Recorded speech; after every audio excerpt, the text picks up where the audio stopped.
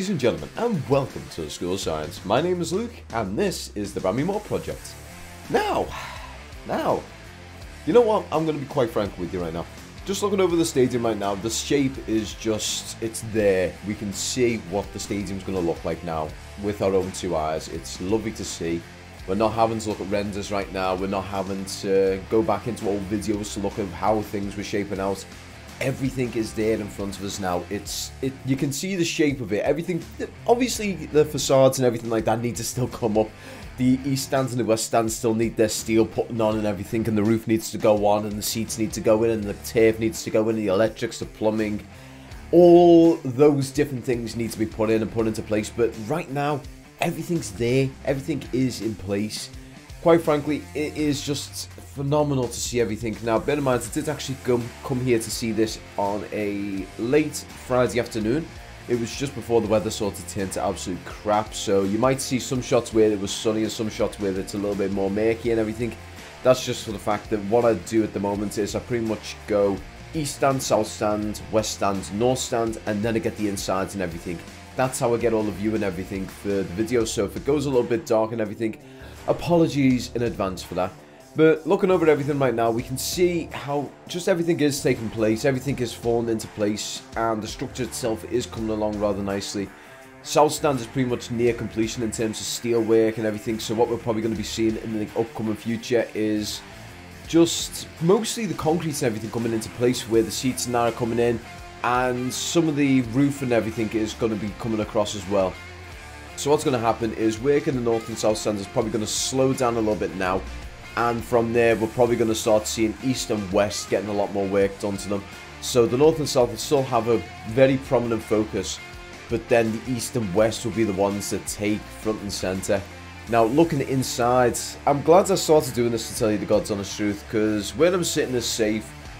I'm doing this in a way that I abide by the Civil Aviation Authority's rules and regulations that they put in place for those drone pilots.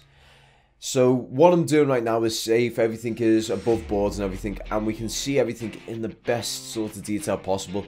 Now the thing is, I'm not trying to fly between the massive cranes, I'm not trying to fly as close as possible to them, I'm trying to keep my distance from those things because I don't want to lose this drone. It is an expensive piece of equipment, and to lose it is the last thing on my mind.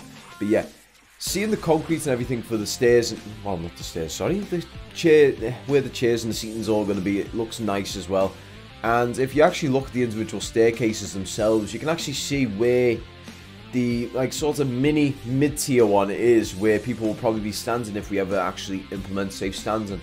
Otherwise, what's probably going to happen is that's going to be like your little walkthrough points for the time being. So you'll have your seats and then there'll be a walkthrough, so people won't have to stand up and everything to sort of shimmy other people through. Now looking over on the west stand again, progress as usual is a little bit slower than expected.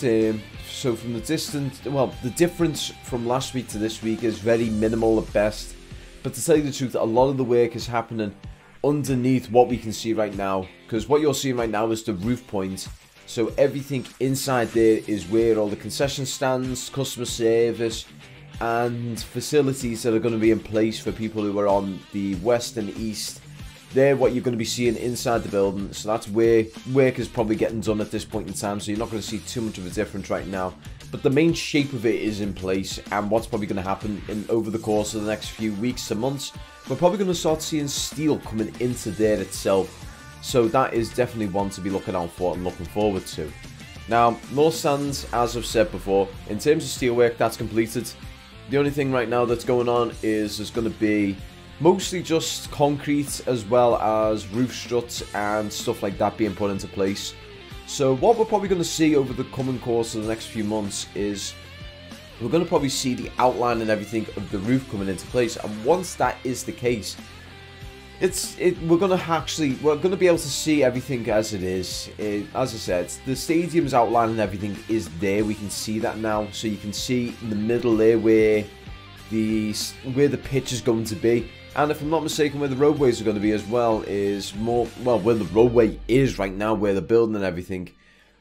That's mostly where certain parts, like certain features and whatnot of the pitch are going to be. Because don't forget, we have to have like the likes of the undersoil heating as well as the implementation and technology in place for when we have the sprinkler systems in the stadium. So those are going to have to be put in place. So you're probably seeing the outlines of where they're going to be, because how the sprinkler systems work in these stadiums usually, it's just a massive amount of piping through the pitch itself underneath it, and from there it's just these small little heads that pop up. And this is one hopefully someone can actually answer for me. I've not looked into this, I've just came to mind now. When it comes to those sprinklers, how do they work? Because obviously once they go down, there's obviously a space then on the pitch. Do they go down and they've got like a sort of spongy top so it sort of simulates the grassy turf, or is there something that sort of slides over them when they go down that pushes them back into place, so the players, when they step in that sort of area, they're not running the risk of bloody putting the foot into a sprinkler hole? If someone can answer that one for me, I would be greatly appreciating of that. But yeah, if my voice does sound a little bit crackly, I've just finished watching the West Ham. Well, I've not long just got back from the West Ham game. It was a cracking game. Idrissa Gueye, Onana and Iwobi, those three are a brilliant midfield combination. I cannot fault them enough. Everyone played great. Asmir Begovic had a good game. The backline had a good game. The midfield has a good game. Neil Maupay has a good game.